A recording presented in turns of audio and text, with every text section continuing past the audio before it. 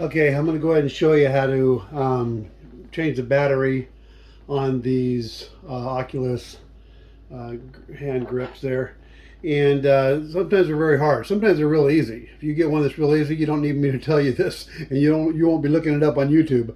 But if it's hard for you, it's because these things are a pain in the neck sometimes. It's just the way some of them are made, a little bit harder than the others. So if you have a hard one like mine is, and you only got to do this a couple times. I mean, your battery lasts a long time, but when your battery does go out, you want to grip it like this, okay? Grip it in your hand, and take a regular butter knife. You don't take much. You don't have to do it very hard either. Just put it right there in that crack, so you can see right there. See it?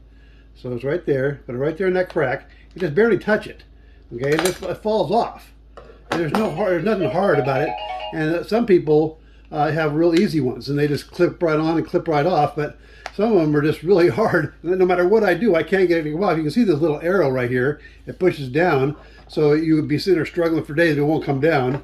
And but if you just take a butter knife and put it right there in that crack and just push a little bit, it just falls right off, okay?